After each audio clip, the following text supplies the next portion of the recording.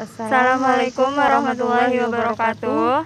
Selamat sore teman-teman semua. Perkenalkan, nama saya Siti Khoifah Rahmawati dan rekan saya Rahma Damayanti. Pada hari ini kami akan mewawancarai salah satu tokoh budayawan atau pendiri teater keliling, yaitu Om Rudolf Puspa. Om Rudolf Puspa ini adalah sutradara teater keliling. Sampai saat ini sudah banyak naskah drama yang disutradarai beliau dan berkeliling seluruh Indonesia, bahkan berkeliling negara lain seperti Singapura, Malaysia, Thailand, dan lainnya. Selain menjadi sutradara di komunitas teater keliling ini, Om Rudolf juga seorang pelatih teater di sekolah SMA atau SMK. Kemudian melatih teater anak-anak di Istana Anak-anak Taman Mini Indonesia Indah.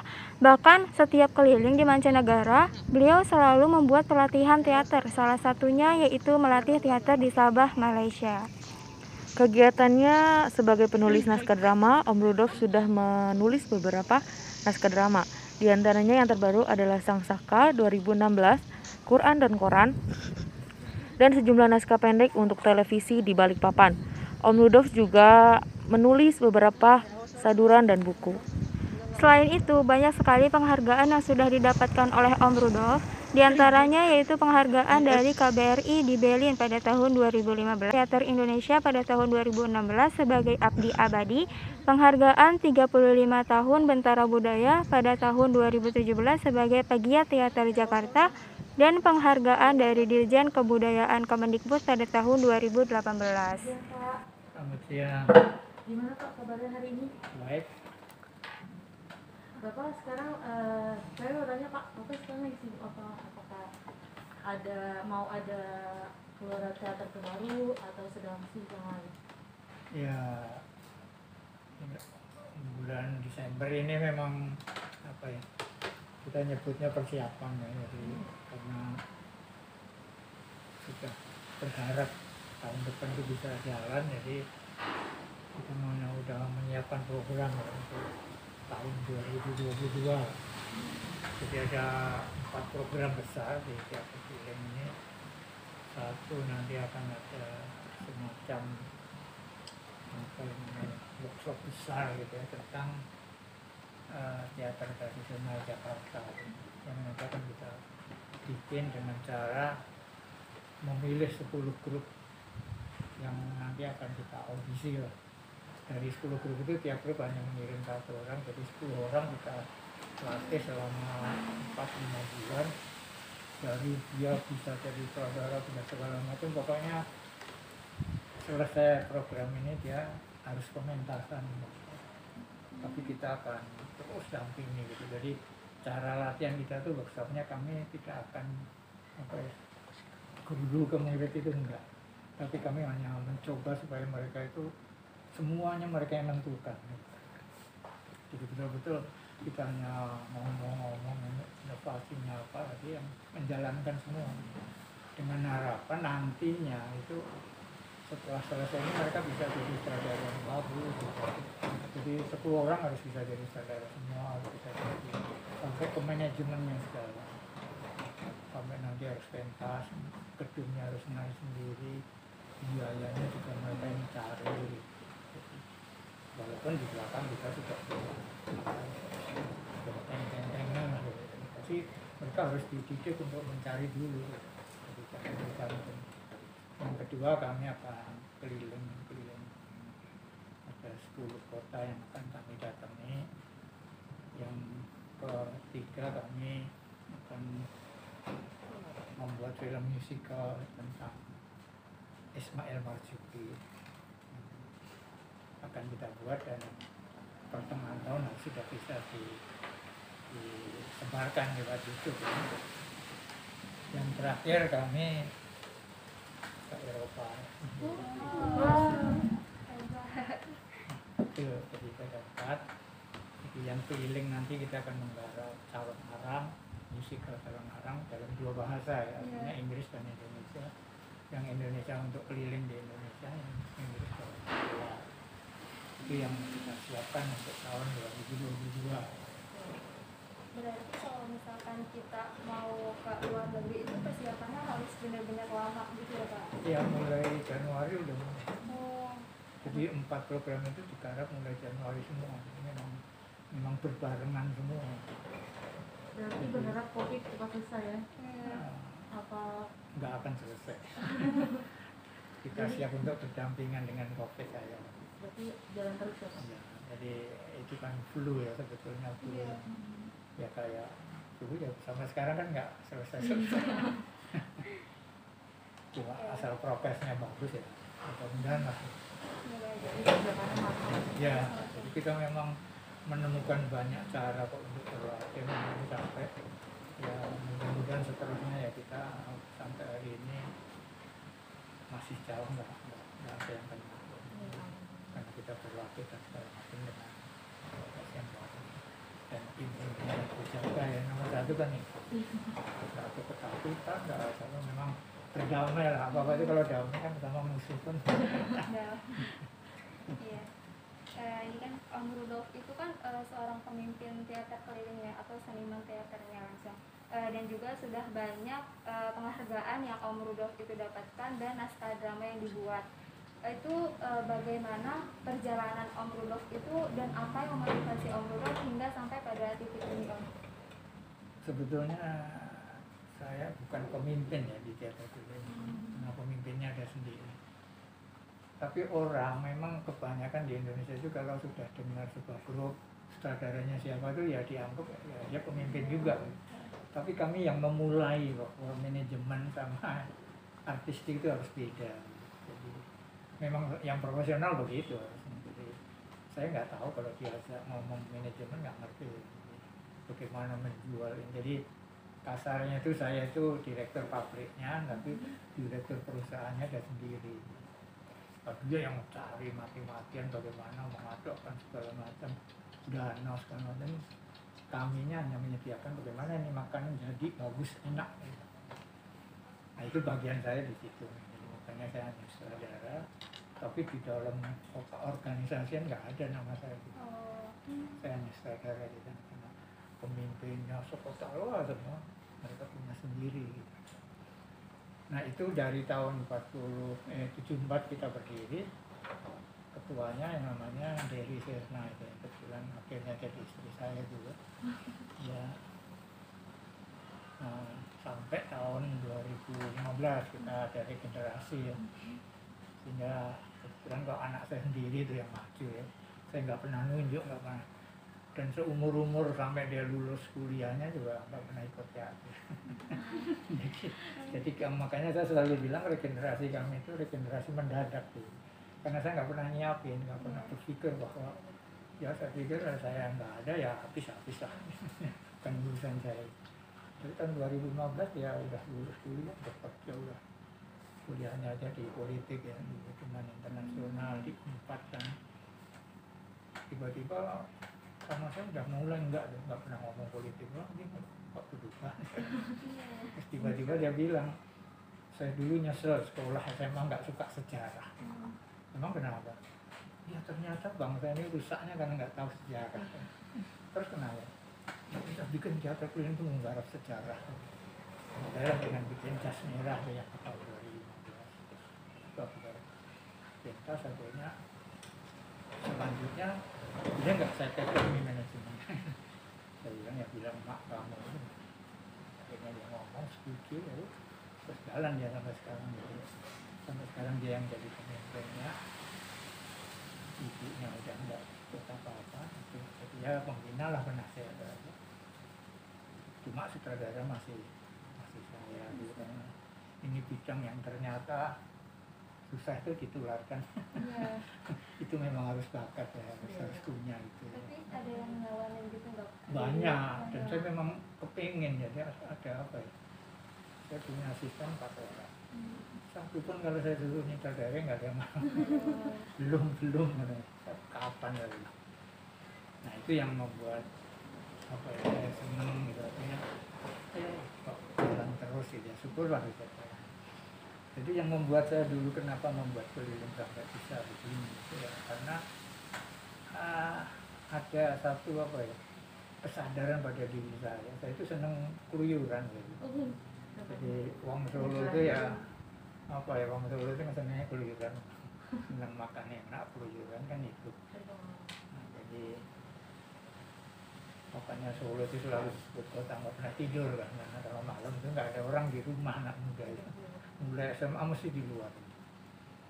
Nah, makanya kalau Pak Jokowi terkenal disebut belusukan itu, kalau orang Solo dengar, nah, emang kerjaan orang Solo nggak bisa diam di rumah itu, terutama malam itu. Nah itu lama-lama ketika berkesenian saya itu kebiasaan saya keluyuran itu memanggil-manggil saya gitu, karena namun saya tambahin bahwa saya senang dengar, senang lihat gitu, jadi lalu dengar apa dia lihat. Nah itu membuat saya kepingin cerita gitu. Cerita ke banyak orang. Gimana caranya? Rupanya ketika saya ikut teater gini, ini tempat yang lagi nyusun silabus untuk itu ya, produksi latihan 10 bulan. 10 bulan itu ngapain aja. Nah, jadi itu yang membuat saya kepingin cerita. Ketika saya di panggung didengerin banyak orang, kalau saya agak lucu ketawa, kalau ada pas yang kena tepuk tangan itu rasanya wah, ternyata teater itu memang tempat orang kalau ingin eksis itu kok wah, enak banget gitu. Ini nggak mikir duitnya. Duitnya sepi terus akhirnya membaca makin terus senang. Jadi saya mencintai teater itu karena saya bisa ngomong ke sebanyak orang. Itu sebetulnya hanya saya cuma apa saja yang saya dengar di dalam kehidupan ini saya cerita ngomong. Sampai akhirnya tadinya saya berpikir monolog sendiri, tapi saya itu senang berteman. Akhirnya membuat grup, akhirnya keliling itu nggak mungkin saya keliling itu membawa sebanyak-banyaknya orang, paling 7-5 orang. Akhirnya saya keliling itu ya, ini kolaborasi dengan teman-teman daerah Cilacap. Jadi kebiasaan selalu bergaul itu yang membuat saya bertahan terus sampai sekarang. Jadi senang mendengar apa yang saya lihat, saya olah sendiri, saya ceritakan. Itu motif saya kenapa saya di teater itu kok nggak berhenti. Ya itu apa yang filosofi yang menghidupi saya sampai sekarang. Saya belum pernah kerja, saya kerja cuma di Taman Ismail dulu waktu pembukaan sampai tahun 74 sampai saya keliling. Jadi saya membesarkan anak saya begini, punya kayak begini. Itu semua hasil dari teater. Yang mana duitnya dari mana nggak tahu. Ada. Nah istri saya kalau ditanya manajemennya apa, bingung lagi nanti jawab. Karena dia bilangnya apa namanya, sholat malam itu apa? Tahajud. Cuma itu manajemen dia ini manajemen tahajud. Jadi tiap malam bangun, tahajud, besok saya harus kemana? Tanya ke Tuhannya. Udah tidur selesai. Pagi-pagi kok kayak ditunjukkan, oh kesana, oh nemuin ini, nah gitu aja. Itu 47 tahun begitu. Jadi kalau ditanya bingung manajemennya yang harus dijelaskan kayak ilmuwan bingung gitu. Karena mengalir aja ya Pak? Ya, jadi keyakinan itu yang membuat orang itu. Dan kemudian kita punya satu naskah namanya Arifin Sinur ya, mungkin Anda tahu. Arifin Sinur itu mega-meganya itu kan ada salah satu tokoh Retno namanya. Itu dalam dialog itu dia ada satu ucapan yang kemudian menjadi filosofi hidup kami. Jawabannya cuma segala bisa asal mau. Itu kita pegang. Jadi kehidupan kita selama keliling itu. Jadi kalau ada kesulitan sendiri ini, selalu nanti ada yang ngingetin, asal mau bisa. Ayo asal mau. Itu yang membuat. Jadi itu apa kami kenapa lalu bertahan sampai sekarang sudah berapa tahun 47.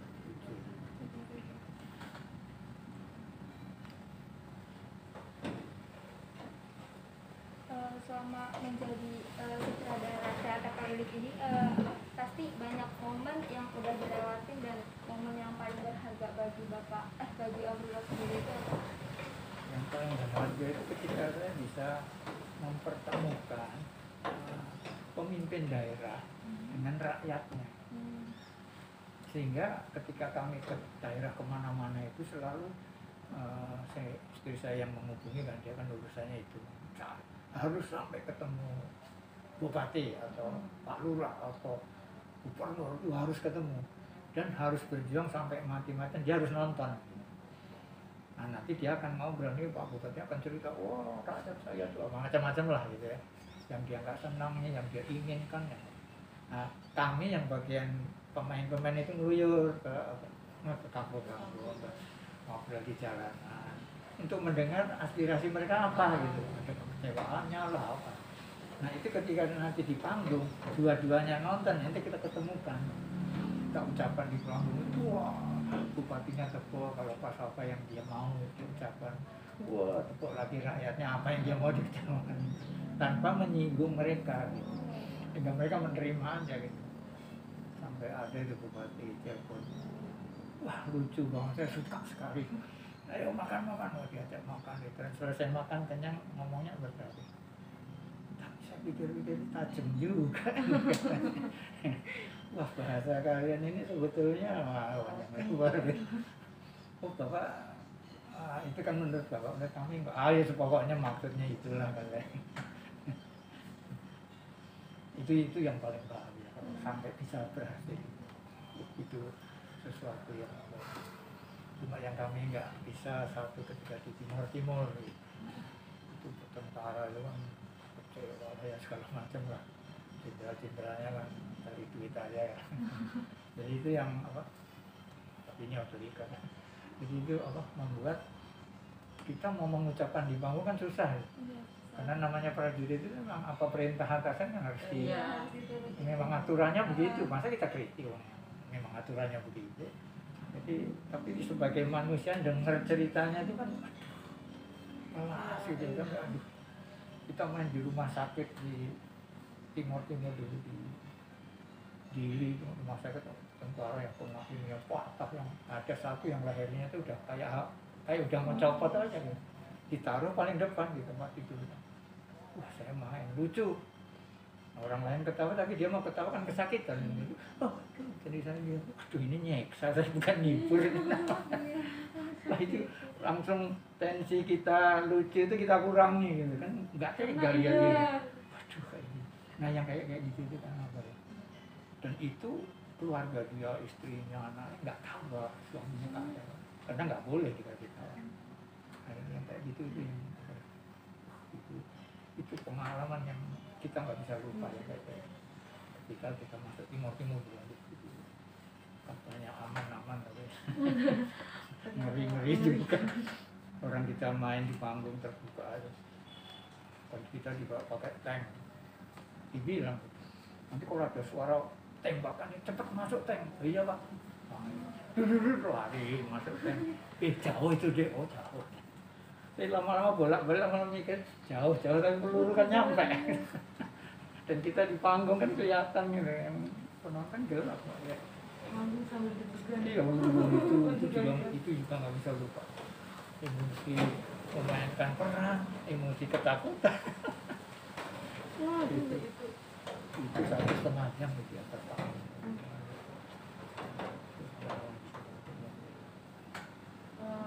Saya mau nanya Pak, kan biasanya di teater itu ada peran antagonis dan protagonis. Nah, nggak semua orang itu bisa memerankan itu. Nah, pembelajaran Bapak untuk dia bisa memerankan itu bagaimana?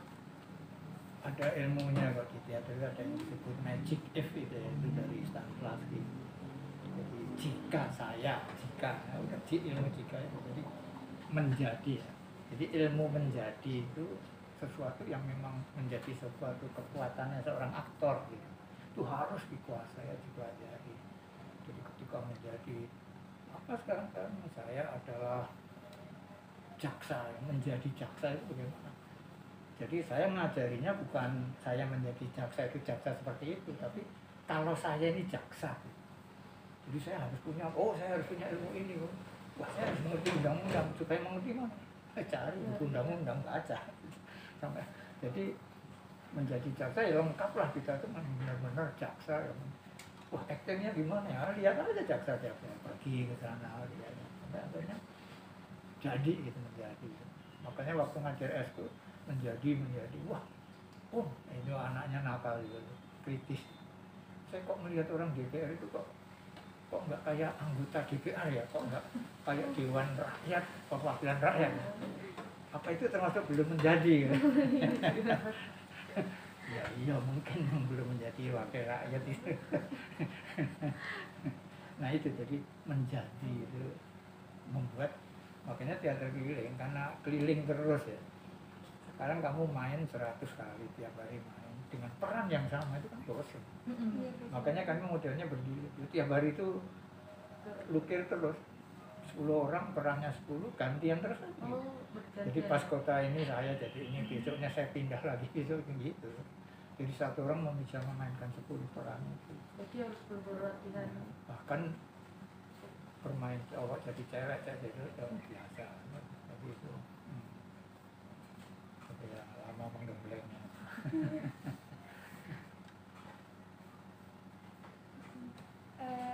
Jadi saya itu kan di kampus itu ikut sebuah komunitas gitu ya Pak, di Teater Zat.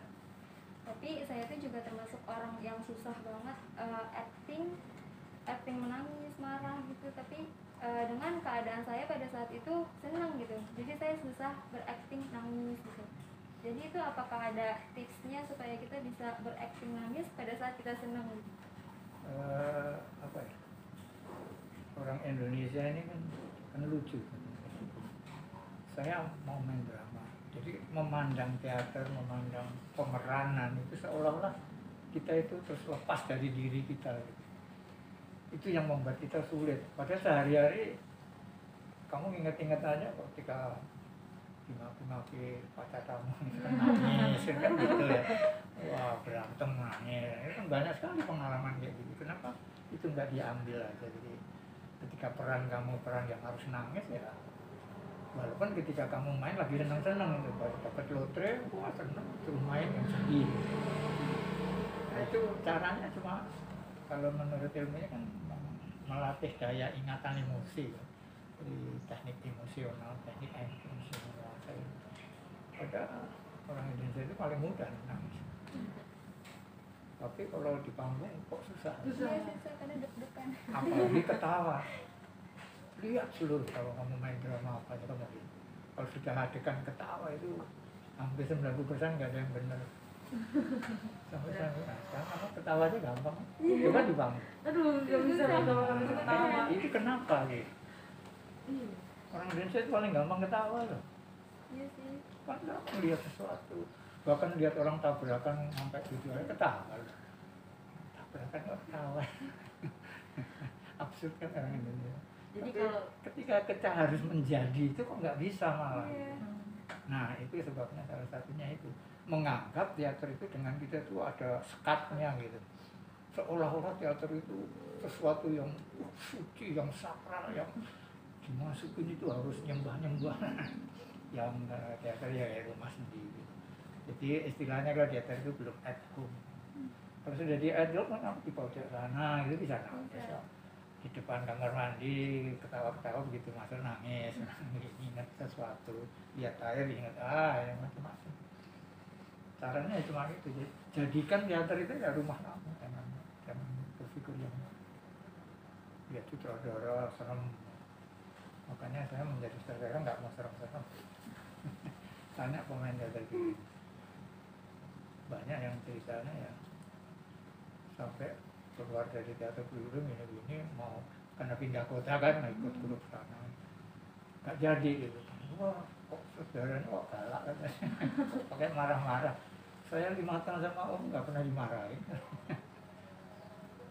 Saya memang bilang pribadi saya memang bukan pemarah, jadi waktu jadi saudara ya nggak bisa marah. Tahu ini salah kok bisa-bisa itu, masa kita harus marah. Kalau untuk sekarang anggota aktif dari teater keliling itu udah berapa Pak? Kalau yang di Jakarta itu ada sekitar 50 yang. Tapi yang dibina secara terus-menerus artinya dia belum disebut anggota full ya, belum, masih anggota senang-senang ya, anggota pesta lah kira-kira. itu hampir 200-an yang apa yang minta main melulu gitu. Wah ini, tapi kita masih belum menganggap sebagai sutradara apa pemain anggota yang real gitu, belum. Karena dulu yang daftar kan ada 600. Kita tuh waktu kita pentas apa Mitra Fahana itu kan 600 yang kita perlukan musical yang begitu besar itu. Nah kemudian berkurang, tapi yang aktif ini 200. Nah ini yang aktif sampai sekarang yang wah kita sendiri bingung. Kita mau keliling kan maksimal 10-15 orang. Nggak mau ya kita bakar. Besar tuh biayanya. Nah memilih untuk sekian orang jadi cuma 15 kan. Kalau rasa kemanusiaannya muncul nggak jadi berangkat. Ini sahabat gitu. Ya waduh bingung gitu. Makanya saya nggak pernah memilih. Jadi saya juga perhatikan kalian yang milih orang ini, orang yang apa, kalian yang kostum, yang mau nanti tahu-tahu nih, oh ya saya tidak latih gitu. Nggak tegaan ya, untuk menolak, enggak. Jadi jangan takut, saya nggak akan terganggu. Bilangnya mengganggu.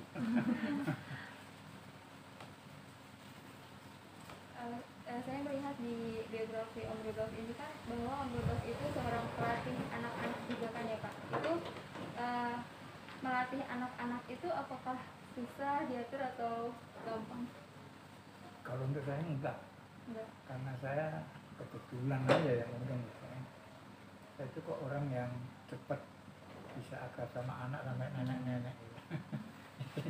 Jadi nggak tahu mana-mana itu di jalan berhenti sebentar anak liatin kenapa ngobrol dulu cepet gitunya gitu. Jadi ketika bikin itu gara-gara di kampung saya juga di sebelum sini kan ada di Kelapa Gading banyak anak kecil-kecil. Nah orang tua itu kita kalau latihan kan mereka anak itu nonton gitu liatin. Saya belum punya anak gitu.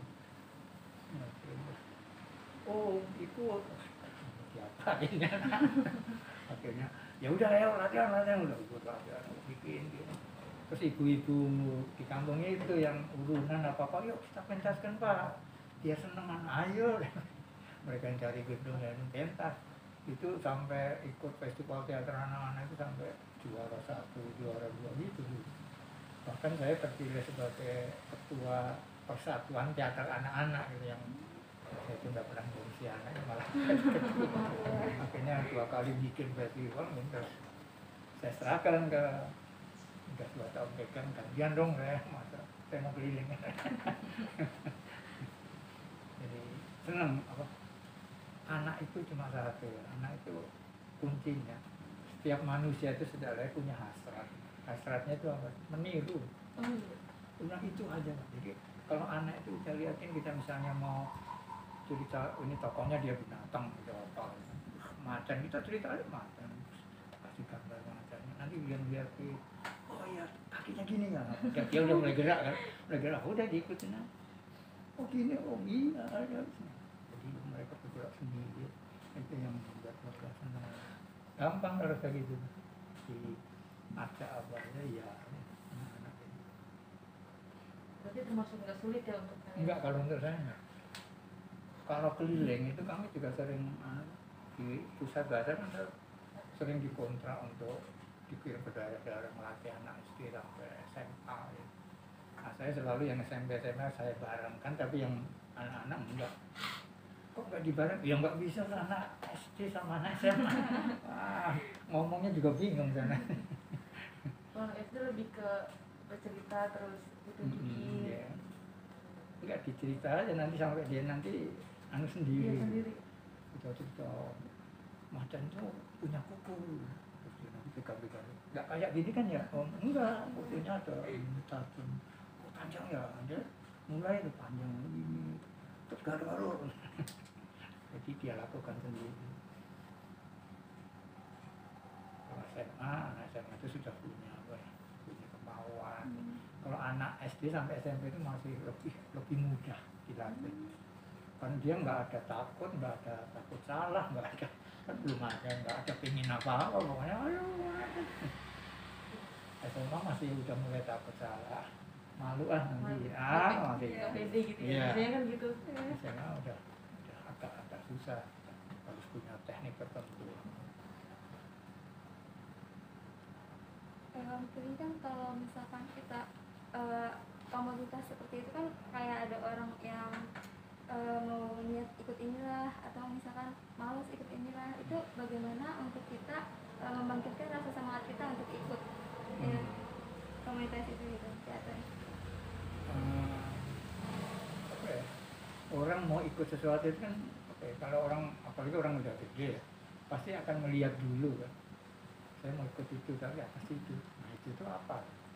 Jadi, pasti ingin tahu dulu, kalau udah tahu dari ini ya nggak usah disuruh-suruh ngikut aja.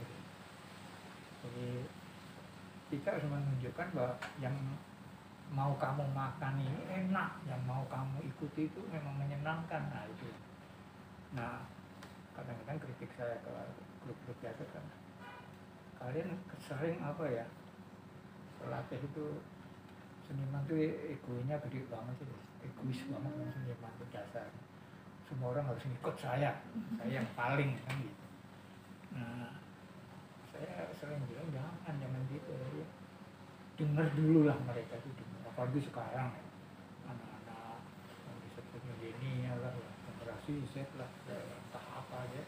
Itu kan anak-anak yang ininya kritis, yang apa ya. Kalau melihat kita ngomong gini-gini, kalau nggak senang itu mereka nggak akan protes, diam aja kan.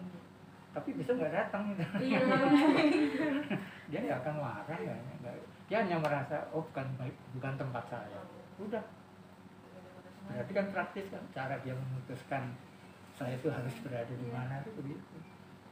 Nah kami kenapa sampai bisa bertahan anak 200 ini kan karena itu aja. Anda kok yang nggak pernah dapat peran itu, latihan rajinnya tampil. Sampai saya pernah, kamu nggak pernah dikasih peran sama asisten saya itu kok rajin terus. Oh, saya boleh ikut latihan itu, rasanya seneng kan. Coba sampai merasa gitu itu kan ada sesuatu yang membuat dia apa ya? Ada sesuatu yang dia dapatkan gitu. Dia itu kenyamanan.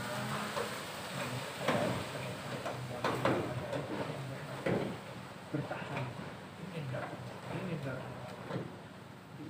Itu ratusan bahkan sampai yang sudah sekarang direktur apa nih yang dulu pernah ikut latihan di S2 itu pernah terbanyak saya ketemu teman urusan di kantornya gitu, kalau kita mau minta ini itu langsung di ACC sama dia. Habis itu diundang makan, saya juga ikut ini loh Pak S2 waktu di Balikpapan. Udah belum kapan ya. Tapi bagi dia seumur-umur nyantel atau seumur-umur membuat dia inget terus. Cuma saya sekarang mau nonton teater di mana Pak? Nggak ada di kota saya. Ini ada kok teater film mengaji dulu, langsung dia terima. Udah saya sponsor. Sampai kayak gitu ya. Saya mau tanya Pak, kan dari semua itu ini pasti ada kesulitan sebelum memulai teater keliling. Nah itu ada kesulitan apa aja sih Pak untuk mencapai sampai sekarang? Teater keliling itu 15 tahun pertama hidupnya dengan kesulitan. Jadi nggak dikenal orang ya awalnya. Seniman aja dulu kan juga nggak mendukung ya. Artinya kami masih di anak muda-muda yang dianggapnya wah sok-sok hebat lah. Ya menurut saya yang apa coba kita jalan. Jadi untuk mendapatkan sponsor satu aja misalnya, itu istri saya itu membuat surat itu kok hampir rata-rata hitungannya gini, 100 itu kalau dapat satu sudah luar biasa. Nggak dapat itu biasa. Sehingga ketika itu dia rajin, sering dengan sekretarisnya dulu naik mobil, bawa mesin tek, jalan dari Jakarta ke Bogor, itu kan banyak perusahaan ini. Masuk itu dari sekian ratus perusahaan itu dapat 3-4 itu udah waduh udah luar biasa ya. Nah, itu dapat dulu modelnya semua kayak gitu, jadi harus berani kayak gitu. Jadi Dan kesulitan yang terbesar lagi ya mencari pemain yang betul-betul bertahan di teater itu nggak gampang juga, karena teater itu kan belum menjanjikan ya. Banyak kawan-kawan kita juga berpisahnya karena ya saling menangis. Pada umur tertentu kan kalau dia pengen nikah kan masa kita bilang jangan. Oh, itu kebutuhan manusia hidup ya. Nah itu selalu. Jadi kawan-kawan kami yang 10 orang pertama itu sampai 5 atau 8 tahun itu bekerja sama terus, luar biasa. Nah ketika satu persatu mulai nikah, ini apa ya? Ya gimana? Masa kita nggak boleh, apalagi yang wanita kan, dia lebih duluan. Kalau enggak orang tua, oh, ini umurku berapa ini lah, sudah paling datang ke kita dulu, mas, apa? Tanya umur dulu. Waktu saya kuliah udah lulus, ini masih kok lulus kok masih di teater kan? Jadi pertanyaan itu kan susah jawabnya. Udah lulus kok masih di teater kan? Jadi lucu ya. Padahal dulu mereka kuliah itu kita dulu ya tapi itu kita bisa memintakan ke rektor untuk mendapatkan apa ya, sebuah rekomendasi yang dia bisa itu nggak ikut kuliah, misalnya 3 bulan, dengan tetap nilai nanti diberi mendapat kompensasi yang tetapi kami harus membahas nama kampus itu. Jadi si siapa namanya Raden inilah ini teater keliling yang ini adalah mahasiswa kampus mana, itu aja permintaan. Sudah sama gitu sampai anak SMA-nya bisa begitu. Tapi kalau sekarang sulit. Iya. Karena itu tatap muka dihitung sih.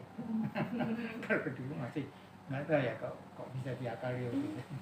Zaman abang saya pun ikut teater, dia kuliahnya pas juga ikut teater. Nah itu pun udah sulit banget buat minta izinnya. Nah, kan. Sekarang kita ngadepi juga kesulitan itu. Saya itu pengen kayak itu kepilih nanti gimana? Buat bikinnya pas libur gitu. Apaan kalau libur di daerah juga libur kan? Nah nggak ada penontonnya. Jadi Om, kalau pertama kali Om itu jadi pemain teater gitu ya, itu rasanya gimana Om? Rasanya deg-degan atau gimana? Saya tuh dari dulu, dari awal malah nggak kepengen ya. Saya tuh di SMP itu zaman dulu ya, zaman saya itu sekolah itu harus belajar kesenian, harus memilih. Saya ini pemalu, kata-kata saya memang dari kecil pemalu. Jadi ketika sekolah itu SMP itu mencari, nari, malu. Nggak mau. Terus di dalam teater itu ada yang kerjanya di belakang panggung. Bagian artis itu kerja di belakang panggung, diceramain. Wah ini aja. Jadi nggak pernah ketemu orang itu. Nah saya seneng lampu. Akhirnya saya ngambil jurusan lighting. Itu pertama di SMP. Terus kelas 2 SMP saya ngambil bidang prompter ya, jadi pembisik gitu. Karena hubungannya dengan naskah. Saya kebetulan tuh apa ya, buku banget gitu loh ya. Membaca itu saya tuh dari SD itu udah senang baca. Nah ini senang baca naskah-naskah. Nah itu udah dijadikan pembisik. Latihan terus sampai lama-lama hafal kan ya. Si itu masih pasti ini mesti lupa. Nah, ini. Suatu hari dia sakit, pemeran utama. Saudara saya, kamu gantiin? Hah? Kok saya Pak? Nah kamu yang hafal. Kamu tiap hari baca. Kamu kan hafal malah biar seluruh orang hafal kamu. Main, waktu main di situ lah gemeteran, waduh. Tapi ya itu tadi loh yang begitu lihat. Orang kok ngeliatin saya semua, terus tepuk tangan, orang tepuk tangan saya makin gemetar bukannya. Cuma selesainya, waduh enak banget ternyata di panggung sekian ratus orang matanya ke sini semua. Wah nikmat banget ini. Nah sejak itu saya suka, baru mulai di SMP kelas 2 saya suka. SMP kelas 3 dulu walaupun kelas 3 tetap boleh kalau di sekolah memang harus, memang ada pelajaran Senin tuh nilainya merah nggak naik kelas itu, keseniannya 5 nggak naik kelas. SMA malah kepilih jadi ketua teater sekolah SMA gitu. Terus saya bilang, saya boleh nggak wakil saya jangan dipilih kayak biasa yang milih. Kenapa? Ya pokoknya pengen gitu, boleh nggak? Boleh ya, udah saya mau gitu. Terus saya milih teman saya yang pintar ngomong. Itu ngomong sih, wah anaknya super banget jadi wakil. Jadi seumur-umur saya jadi ketua itu yang namanya rapat, namanya mendatangi undangan-undangannya dia. Saya nggak pernah. Tapi nggak bisa ngomong, malu gitu. Nah, di SMA itu sekaligus jadi sutradara karena mau nggak mau ya ada orang udah mulai sutradara ini di SMA sampai sekarang ya. Di teater keliling itu juga mengajarkan cara bikin naskah nggak? Saya tidak mengajarkan ya, tetapi karena kita hubungannya selalu dengan naskah ya. Jadi anak-anak itu apa ya, akhirnya kan senang baca naskah, senang gitu. Nah terus ketika saya kehabisan naskah ya, jadi nyari naskah yang sesuai dengan apa yang saya ingin ucapkan itu nggak ketemu, maksa sendiri saya itu nulis gitu, mencoba gitu. Waktu dibaca teman-teman ya, ini naskah ini apa sih maksudnya, baca aja lah. Akhirnya kita baca ramai, begitu latihan baru ngerti, oh maksudnya ini ya, oh iya, cuma saya nggak ngerti nulis maksudnya di situ. Akhirnya begitu. Akhirnya teman-teman saya yang lain, anak-anak saya yang lain itu pada bisa dengan sendirinya gitu. Jadi itu ya macam-macam lah alasan mereka, cara mereka, teknik mereka menulis beda-beda banget gitu. Malah anak saya ini yang sekolahnya kulit nggak pernah urusan seni, nggak pernah peduli, nggak pernah. Ketika dia menjadi ketua dia itu senang sekali menulis itu, naskahnya banyak loh dia sekarang menulis. Sampai saya sendiri katakan, kok bahasanya belum bisa, ini dari mana? Nggak tahu juga, bahasanya kan bahasa politik juga, kok bisa ke sastranya saya. Jadi mana saya tanya, kamu baca buku-buku sastra? Enggak kan? Kalau teman saya bilang, itu kan nurun darah kamu. Oh gitu ya. Wah, saya jadi terpaksa percaya juga ya. Ada darah nurun.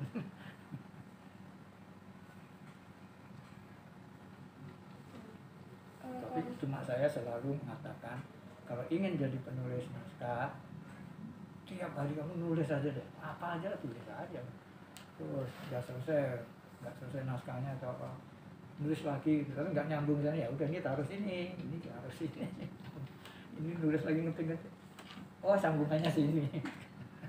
Nanti lama-lama kamu bisa ini sendiri, sambung jadi sambung, kamu tulis lagi jadi. Karena saya juga kayak gitu. Saya nggak bisa nulis naskah dengan berhenti, jadi kalau nulis naskah harus selesai. Makanya saya kalau nulis naskah jam 3 pagi banget sampai jam 7 jam 8 gitu. Karena kalau nulisnya pagi atau siang ada tamu kan saya harus ngomong berhenti ini selesai nih. Tamu, waduh ramai banget. Jadi kembali ke alam itu kalau saya selalu pesan ke anak-anak muda, ayo bergaul dengan alam.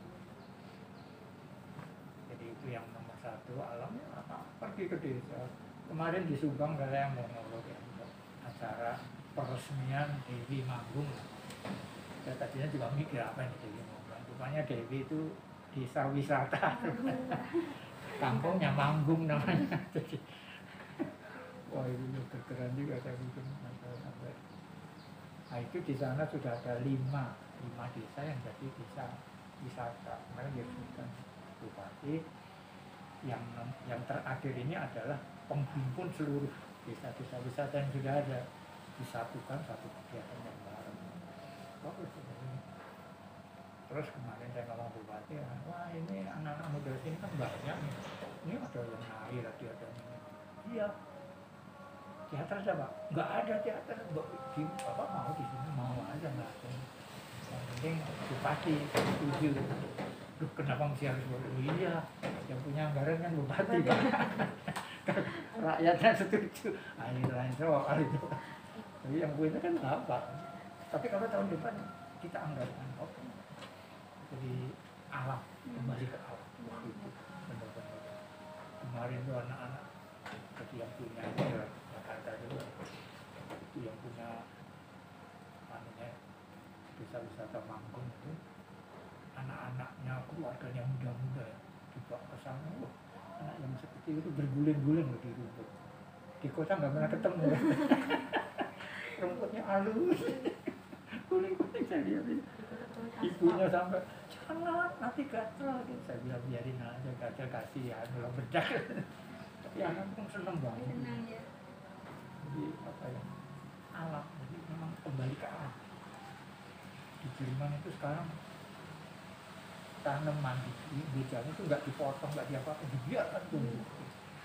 Jadi secara alami dia tumbuh sehingga orang-orang yang melihat secara alami dia juga ingin saya juga mau tumbuh, saya juga punya. Sehingga ada satu tempat di mana dia merasa ini yang membuat saya hidup, bukan saya yang membuat saya hidup, tapi itu loh. Makanya ada ini dongeng ya. Jadi suatu hari artinya itu orang tidak takut lagi dengan ini COVID, tapi akan takut dengan komputer. Jadi nanti kalau sekarang pakai masker, kalau nanti bukan COVID, pakai masker, ada komputer, hati-hati itu nanti, aduh. Jadi ini sebuah cerita yang sangat sinis banget bahwa kemajuan teknologi ini menyiksa kita. Itu menjadi sebuah virus yang lebih berbahaya daripada COVID. Jadi nanti itu karena sini kan merokok terus di situ hati-hati rokok membunuh. Nanti di komputer sama ada gitu. Hati-hati komputer bisa membunuh. Jadi ini lelucon, tapi yang bikin lelucon itu pakar ini IT. Jadi itu apa ya, aktivitas otak dia sendiri yang ini kalau saya terus ini bisa jadi penyakit gitu. Yang saya lihat video saya kalau sudah ini main Roblox lah, itu sehari juga nggak makan kuat itu gimana. Sementara nanti tahu-tahu makan anak kecil kok udah main, rupanya ya ini. jadi pakar IT sendiri yang menyadari bahwa ini bahaya juga. Saya baca itu di lulusan itu benar juga, dia sendiri ketakutan.